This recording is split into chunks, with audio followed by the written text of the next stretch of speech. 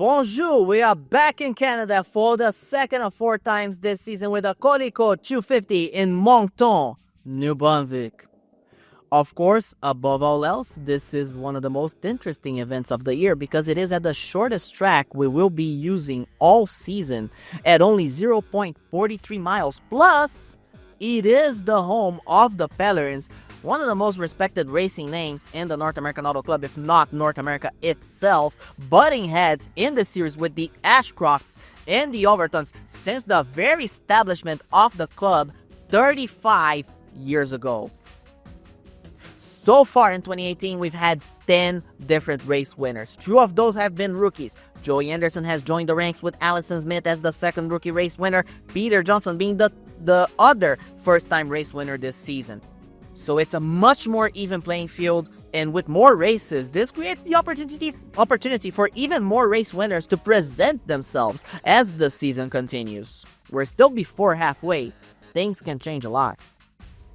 In the meantime, there is one item we cannot ignore, and it is of a nature that we'd have preferred to not mention in here, but when life outside of the motorsports threatens our life inside of the motorsports or has any effect in life inside motorsports, there's just no way we could be idle. So pardon me for taking this in a very serious light, but it's unfortunate, something that we will have to do. A couple of weeks ago, last month, as a matter of fact, the cryptocurrency KeyDex, it suffered a massive crash, the best way we can put it. We aren't fully into the financial intricacies of the issue, but it's thought that some 20,000 people have lost around a combined $1.7 billion. The reason we have to mention this is because Oliver Beranek, the Czech-Canadian billionaire, is rumored to have a probe started on his involvement with KeyDex by both American, European, and Canadian authorities. Beranek was one of the main driving forces behind the establishment of Kirk Jones Racing. He bankrolled part of that initial investment, a consequence of a friendship of the two since the early 2000s. We do not have comments on the situation from any part involved. We reached out, but no answer so far. We cannot state for certainty Beranek's involvement in KeyDex, but this has left some dark cloud on Kirk Jones Racing, and it's been a situation where you have a lot of worried faces about, but nothing we can do at all over this. We just can await further developments. But let's try to shift back into racing, change gears, and talk about this week's race. Moncton, again, shortest track in the season, fairly moderately banked, some 16 degrees. Straights banked at 10, shifts can be very dramatic. The race, of course, as the name says, it's scheduled for 250 laps, which below 110 miles means fuel autonomy is nearly 190 laps. If you can save it well enough, or if the race has enough cautions, which would go against the more recent events, as a matter of fact, you could try finishing this race in the very same tank that you start with. It's a gamble that you can try pulling, but it's delicate.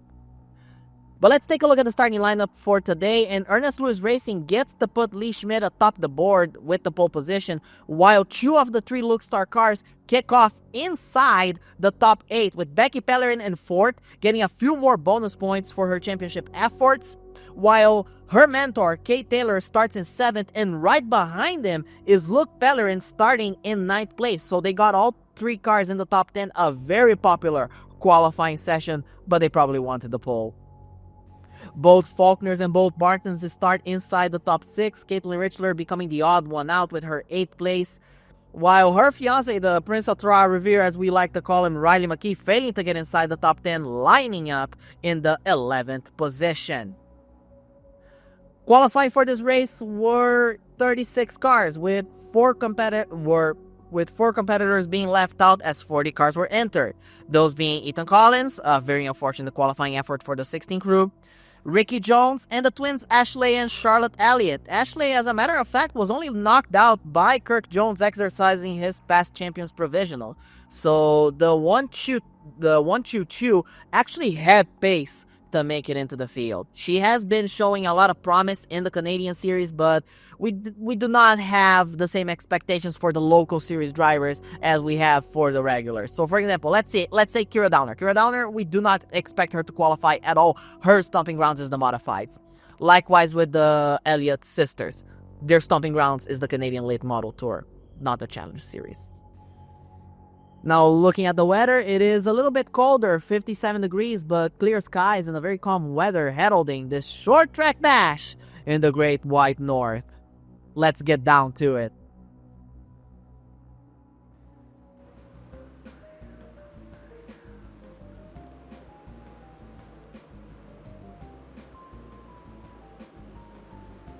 Leading the field to the green is gonna be Lee Schmidt, with Ryan Faulkner to the hills outside, Lucy Barton, Becky Pellerin, Charlie Faulkner right behind him. Tammy Barton starting in 6th, a very good qualifying for the younger Barton, together with the elder Barton. Green flags in the air, Lee Schmidt leads the way with a lot of ease. Lucy Barton already takes the 2nd position, forcing her way through, and there she goes. She's got the 2nd spot. As you watch there, Luke Pellerin trying to make a move under Ryan Faulkner, following Kate Taylor. The 3 Luke Star Motorsports cars having a very solid start in this early goings on. Look there how Lee Schmidt continues to open a large gap, which is very important for a team that needs to gain a lot of points, not only because of the provisionals to maintain their good status, but the fight for the title.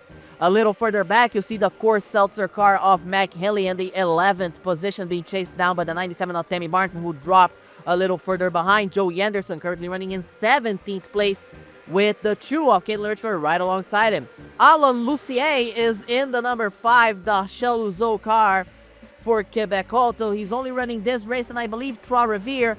He qualified, actually did pretty well, but running in the back right now. Saul Pritchett in his 2nd start for the for S2 Motorsports in that car that has been filled with guests. He's doing a rookie campaign only in the Canadian races in the Toggle Pontiac. Warren Majeski currently running in the 22nd position, having a better start. He actually had a lot of difficulty in the last few weeks after qualifying for the pole in Indianapolis, but he's working his way forward. Corbin Dempsey currently running in the 11th place. Boyd Abbott all the way back. He's in 35th, and as you see, Lee Schmidt about to lap him, 14 laps in. A bad start of a weekend for Boyd Abbott, and you see how the 5 and the 99 side by side battling for 35th. Greg McLean right there also with a bad start for the Zactec 30. Kristen Young in the CJK 33. Lily Briscoe in the Overton 23, and Allison Smith in the David Tyner 200, the winner in Ohio, also having a bad start. Becky Pellerin up to 4th place, battling with Charlie Faulkner. This battle has intense championship implications, despite the fact that neither is the championship leader. The current championship leader is Luke Pellerin, who is right behind them, and if he gains points, he stays in a very good position to embiggen his championship lead right now. Becky Pellerin to the inside, forcing her way forward into 3rd place, and she's gonna get it. Boyd Abbott now staying on the same lane. He actually has enough speed to stay at least keep Charlie Faulkner at bay, and as such, he has gained a couple of positions. Luke Pellerin to the inside of Lee Schmidt and Lucy Barton. As you saw, Charlie Faulkner take the lead, and Luke Pellerin now is going to try to pry his way into the top 5. Lily Briscoe in 29th place, as you watch the leader, Charlie Faulkner and Becky Pellerin following her as they lap the 33 of Kristen Young. It's starting to get a little bit crowded here in Moncton as we are 22 laps in, not even 10% of the way through, and a lot of cars falling a lap down. That's the curse of the very short track. Riley McKee has worked his way up to 6th, chasing down Ryan Faulkner. Luke Pellerin for the 4th position. Megan McDonald, a big surprise, up in 7th place, battling for 7th with Lucy Barton. Again, very big surprise to see Megan McDonald have such a good run. Last time around in Lime Rock, she had a disastrous race. As you see, Saul Pritchett in the pits. This is why he hits the wall, hits that opening gate. A lot of damage to the side of the number 8 as you see him pull into the pits. A lot of damage. He's going to lose multiple laps getting that fixed. A shame, but not a big surprise. He was having a very hard driving car so far. Thomas Tucker having a bad day together with Hibiki Murata. Those two had very good runs in Watkins Glen, though Thomas Tucker threw away a very possible win by hitting Chris Endicott while lapping him from the lead. And that was a bit of a moment. And that eventually cost him the win, but he was still able to finish inside the top 10. Joey Anderson working his way forward to 12th place, the Lime Rock winner, trying to get another big surprise result. Charlie Faulkner now about to lap the 32 of Kirk Jones, who's actually running better than we expected so far, but that's going to give an opening for Becky Pellerin and Kate Taylor to pull each other off the 32 and get side-by-sides. That's going to be enough. Doesn't look like so. Not enough. As we approach lap 40, we're about to open lap 39 when we hit the stripe, and Charlie Faulkner is able to unlatch himself from the outside. He's gonna get to open the big gap once again. Becky Pellerin to the inside trying to make something happen. Not gonna happen. By the time we get to lap 40, they finally get some clean track for a little while, and that allows Charlie Faulkner to open a big lead once again as the field gets in front of them gets a little bit emptier, as they have managed through most of the cars in the lower 25 to 36. Ronnie Samples working his way forward to 9th place with Lucy Barton. Lucy Barton gets stuck on the outside every 10 laps or so. She loses a position, then she recovers them.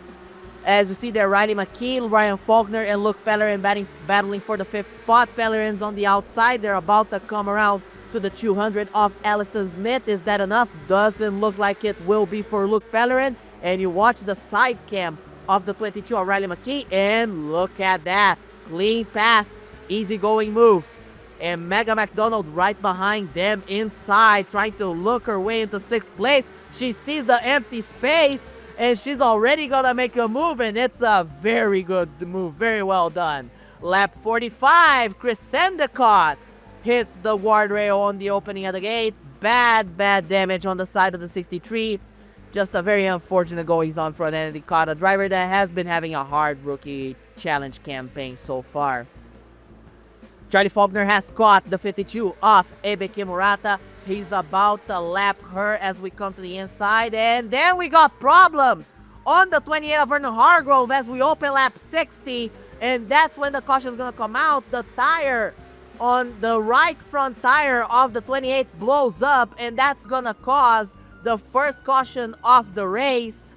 And we got only one taker so far, tire down as well on the 81. He must have ran over some debris from the 28, and that's going to put him in the back of the field as Charlie Faulkner leads the field to the green. We had a 61 lap green flag run on a short track, a very good green flag run. We have the restart on lap 73. The reason is this track's so short that the time to sort out the field kind of gets a little bit lengthy. So in terms of time, we have had longer cautions. Becky Pellerin.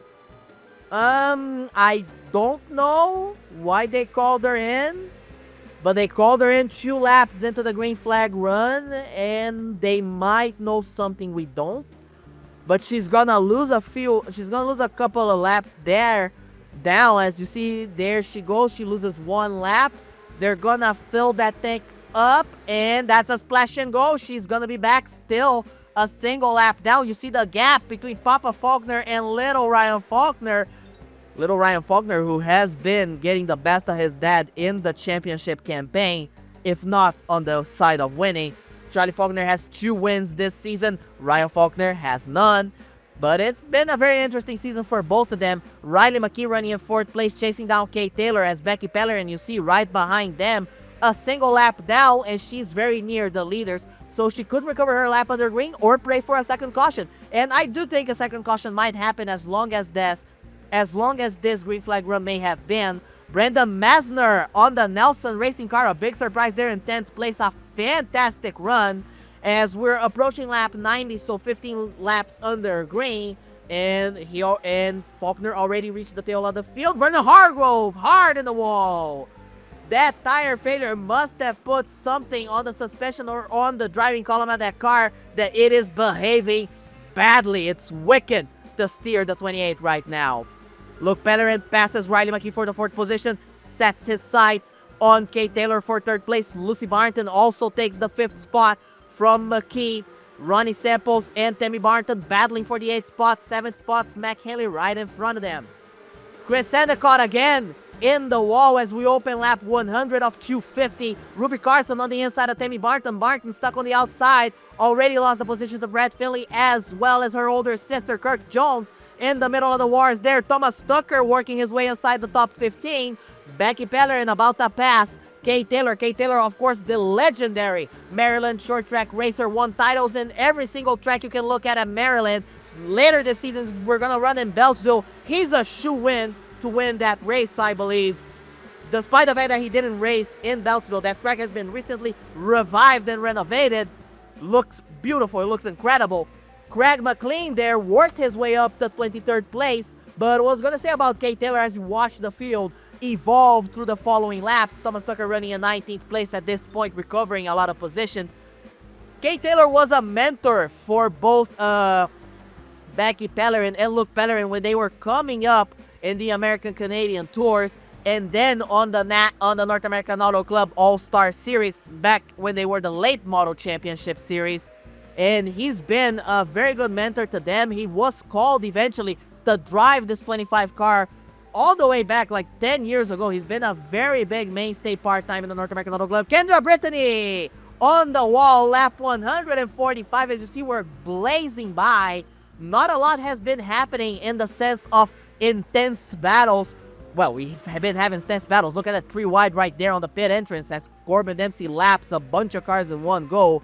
But not the type of stuff we would be focusing on and really sinking our teeth in. This race has gone by quickly and very calmly. We're 45 minutes in around, and we're 155 laps in a race that we expected to be much longer than that. We expected that 40 minutes in, we wouldn't have even half the race completed. Lily Briscoe into the pits. She's gonna try maybe an undercut. She's already in the back of the field. She can always work with that. And Kendra Brittany hits the wall again. Forced to pit. And that's gonna be a shame because she used the last time she pitted for an undercut. And now there's a lot of damage on that car. The undercut's not worth it. Riley McKee battling for 3rd place with Kate Taylor and Luke Pellerin to the inside. They're to his inside. They're gonna pass him very easily. You see Kate Taylor punching a hole and Luke Pellerin going through as Becky Pellerin with her stop. She's just keeping her pace, keeping her station. As you see, Charlie Faulkner there and Becky Pellerin very quick, lapping cars with ease. Ryan Faulkner maintaining his station in 2nd place behind Becky Pellerin. So eventually we could discuss the possibility of Becky Pellerin. Oh, Kendra Brittany. Oh my lord, lap 181. That's the 3rd time we see her hit the wall. And you see Lucy Barton there making a move. Kate Taylor punches the hole on the inside. Lucy Barton's gonna follow on the inside, trying to take the 3rd position from Ryan Faulkner. Now that Kate Taylor's 2nd, they're using the 200 of Allison Smith as a pick, and it's gonna work. By the time we open lap number 186, we have the first undercutters aside from Corbin Dempsey and Becky Pellerin. It's Kirk Jones, Caitlin Richler, Craig McLean. Oh, and Caitlin Richler running in 20th place. She's going to sacrifice those positions. Charlie Faulkner comes in on lap number 191. Together with him, you see there Brandon Massner. And Kate Taylor now finds himself in the lead. It would be a big result if either of the Luke Star cars won here at Moncton, their home race. Luke Pellerin comes in on lap 192. Riley McKee comes in together with him.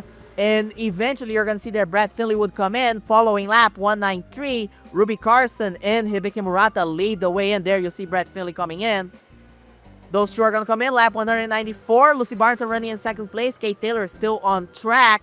And Lucy Barton's going to be the taker. She comes into the pits on lap 194. You see there Charlie Faulkner already passed her by. Becky Pellerin is going to stay out. And that's going to put her already in the 11th position after she pitted. She found her way down in the lower 20s, almost 30s. And Kate Taylor finally comes in on lap number 196 to 197. Together with him, you see there Joey Anderson and Maureen Majeski coming in as well. Ryan Faulkner would take the lead and he would pit on lap 197 coming to 198. And that means he is going to be the car that will lead among the people that have cycled, because in the front of the pit, in the front of the field, Corbin Dempsey and Becky Pellerin did not pit because they already pitted earlier. They are good to go. and they may have just done the biggest jump possible. Becky Pellerin running in second, Corbin Dempsey in the lead as Kendra Brittany hits the wall for the 4th time. She comes down in front of Vernon Hargrove and Kristen Young, and that is the second caution of the race with only 50 laps to go. And here's the thing, everybody was getting ready for the restart, and suddenly we ended up having, you're gonna watch it there, nobody expected this. We ended up having a cloud burst. As you see the field working their way forward, you're gonna watch very soon. Charlie Faulkner there, and there you see there what happened.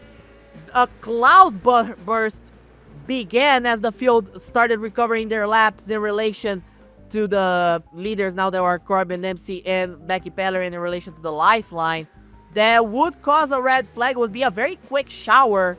Of course, the cloud burst, so 5-10 minutes.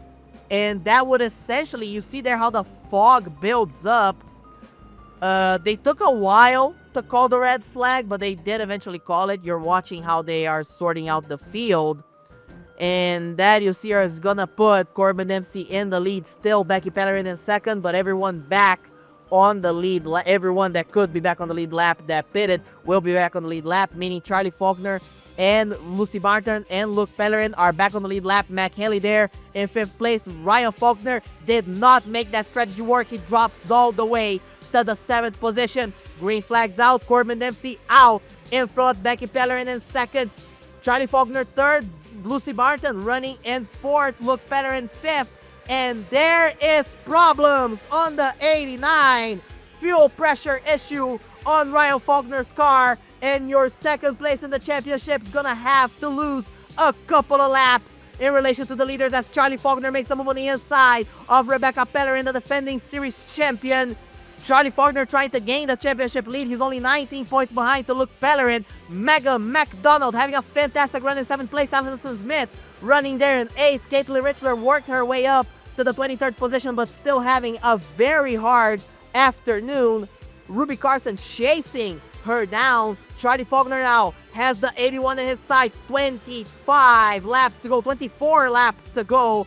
Lap 227 of 250. And by the time we reach 22 to go, they have caught the 33 of Kristen Young and the 89 of Ryan Faulkner, the 32 of Kirk Jones. This could be a problem. They might find themselves in a predicament. As Becky Pellerin finds herself lapping the 33, chasing down the 98, trying to recover the 3rd position. Mac Haley drops down to the 5th spot. Riley McKee there in 6th place. The Prince of Trois-Rivières having a fantastic day today here in Moncton as Charlie Faulkner lapping the 30 of Craig McLean. They have the 15 of Brad Finley, the 23 of Lily Briscoe right ahead of them. And look at Corbin Dempsey trying to pry off, trying to get them out of the way. Ruby Carson to the pits, out of fuel. They screwed up, and oh my lord, the 88 crew screwed up too.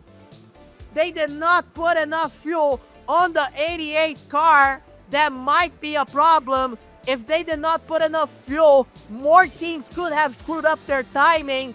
Corbin Dempsey running very slowly, saving as much as he can, as we're gonna cut very close in this finish. And oh my lord, that's a botch. A massive botch. 7 laps to go. Charlie Faulkner to the pits. Not enough fuel. 6 laps to go. Lucy Barton, not enough fuel. She runs out of fuel, is forced to put a splash in. And Corbin Dempsey still out there, still hanging on for dear life. They stayed the most time they could in the pits. Likewise with Becky Pellerin, they're saving as much fuel as they can. And they are now once again in the top 2, saving, hanging on, holding as much as they can. 3 laps remain here in Moncton. Corbin Dempsey having to lap the 200. Becky Pellerin having to lap the 77, but they are not actually making the move. They're keeping station. They are taking the foot off at every corner, trying to hang on. Corbin Dempsey pitted on lap 61. Becky Pellerin pitted on lap number 75. You see there Ashley Richardson pitted. Lee Schmidt pitted. A lot of the cars that had this race won pitted. And you see there more problems for Charlie Faulkner. He oversped on the pit lane. Has to take a stop and go. And a race that was a disaster now turns to a complete hecatomb complete and absolute decimation. White flag is in the air for Corbin Dempsey as you watch there the 85 going to the pits. Corbin Dempsey, the 2015 Series champion, has right behind him his teammate Ruby Carson hanging back, holding Becky Pellerin, the current Series champion, and rounding out the final corner, Corbin Dempsey's gonna get his first win of the year. Corbin Dempsey becomes the 11th different race winner in 2018. Rebecca Pellerin and Riley McKee both closing the top 3 and getting extremely important and popular results. Ryan Faulkner had to settle for 23rd, 3 laps down. Luke Pellerin right there in 10th, which means Rebecca and Riley gained an immense amount of points, exactly what they needed this season so far. Megan McDonald gets that 4th place finish, the last car on the lead lap, a consequence of that botched pit cycle by multiple drivers, which is why only 4 cars finished on the lead lap alongside the extended green flag runs that we had today, in which we only had 2 caution flags come up. One of those extended due to the cloud burst, so overall we had 28 laps under yellow, but a green flag run that extended towards 128 laps, plus the 60 laps that we had since the start, plus the 30-lap trophy dash to the finish. I did mention races would get very interesting if lapped car management started to become a pattern, and we got a very interesting show today. Looking at the rest of the order, Boyd Abbott, Thomas Tucker guaranteed that both Ashcroft cars finish inside the top 10 once again. Brandon Masner has a fantastic start in the 96 car, his second start of the season in that car, while Kate Taylor secures all 3 Luke Star cars inside the top 10 in their home race. And as I mentioned, the top 3 stood to gain big in the standings, and a new championship leader. The 4th different one in 2018, believe it or not. Only 4 different championship leaders so far. Corbin Dempsey is the first driver to break the 1,500 point mark, and with 3 additional markers on top of those 1,500, he now has an 18-point lead over Luke Pellerin, while the Faulkners and Lucy Barton continue within 50 points of the top spot. Thomas Tucker loses some points but remains in 6th. Becky Pellerin shaves off 15 points she had in relation to Dempsey and is now inside 150 points of the battle. As we mentioned, she's gaining little by little, but above all else, she's gaining, and that means a lot. You build using all the blocks. Now talking about the Rookie Challenge, Tammy Barton once again loses a little bit more on her lead in that, but a silver lining is that everyone else either didn't run this race, didn't gain more tenths than her, or even lost in the average, because Joy Anderson stays with the 20.4 he started this race with, and Kendra Brittany, the only other regular that has seemed to pose a major threat to Barton, finds herself losing 0.7 in relation to last week, which is exactly what the younger Barton needed right now. She just needs to keep it net neutral and have everyone else fail to gain on her. Summer Series standings now see Thomas Tucker, Lucy Barton, and Riley McKee vault over Charlie Faulkner, who started today with a 6-point lead and finds himself 6 points down. In the Provisional Battle Owners Championship, the drivers in and out actually did not change at all. What's important is that Warren Majeski was able to shave off half of the points he was behind to the 33. He started today 86 behind. He's now 43 behind the bubble. While we got the 25 and 55 true part-timers buggering into this battle and possibly changing everything, should they vault into the bubble using the few opportunities they get. They have been very efficient on their starts, like today in Moncton, and next week as we head into the second doubleheader of the season. Because the North American Auto Club goes to the World Center of Speed, the Daytona International Speedway, for a double whammy of night races on Independence Week, starting off with the Ecola Paul Revere 250 in the road course.